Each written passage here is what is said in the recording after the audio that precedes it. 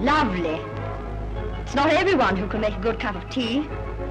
It's simple, really, but many people get careless about tea making. Careless? They don't know the secret, you mean? There is no secret, really. That's a fallacy. Just a few simple rules to remember. What are they? I'll tell you all the tea instructor told me when I first took over my canteen. First of all, tea leaf is a delicate and sensitive plant. Therefore, it must be stored correctly. There are two reasons for this.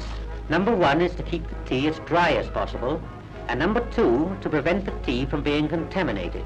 The best form of storage is an airtight container. This is not always possible, but in any case, the tea chest or metal bin must have a lid that fits well. Tea leaves will very quickly absorb all kinds of aromas, so do not store near to fruit, soap, cheese, spices, or disinfectant.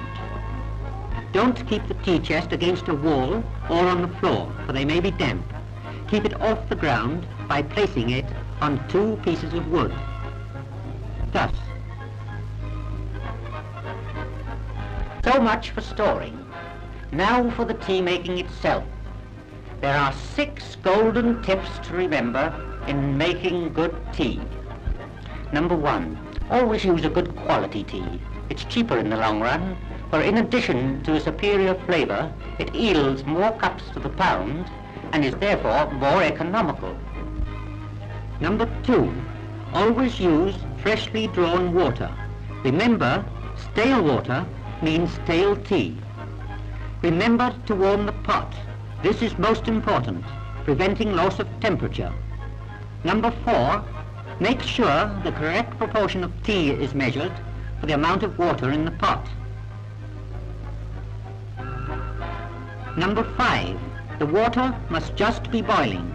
Tea made with underboiled water will be weak and flavourless, whereas overboiled water becomes de-aerated and flat and renders the infusion dull in colour and insipid in taste. Number 6. Last, but by no means least, let the tea infuse properly before serving. Natural soft water infuses more readily than hard and makes the best tea. What happens during infusion is this. The tea leaves are unrolled by the boiling water.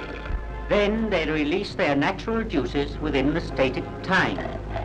If left too long, the tea may become a little bitter.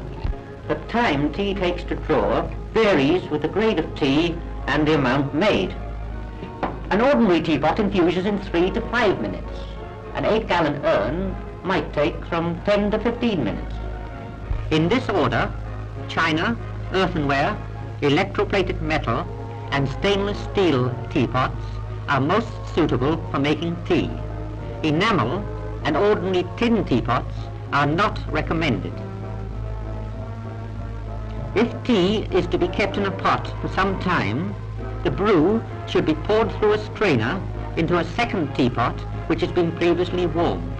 This will prevent the tea from becoming over-infused. Urns and multipots are generally used for keeping tea hot in bulk for any length of time, especially in canteens, such as those serving the forces, or in tea cars which may be sent off at a moment's notice, often travelling through the night to serve civil defence workers.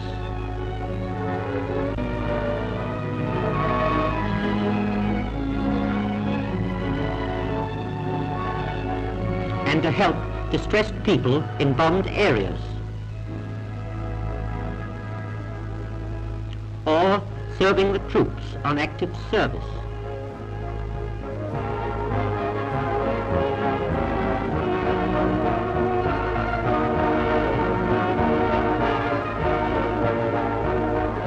A multipot is an insulated urn which will keep the tea hot for several hours. Tea for urns and multipots is made as already described, except that the tea is placed in an infuser.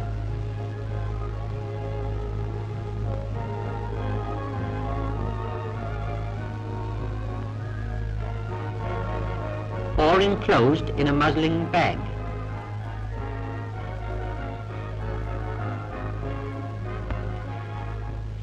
Which must be loosely tied to allow for expansion of the leaves.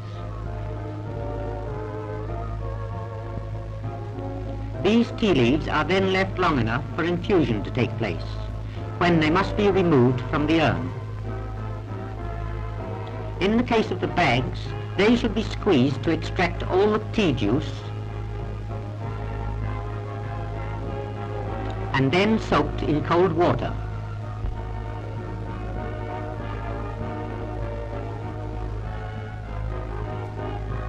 Afterwards, hung up to dry before using again.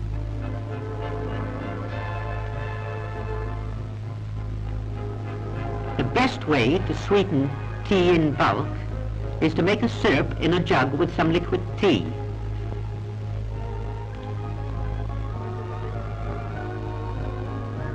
After making sure that all the sugar has dissolved, pour the syrup into the urn.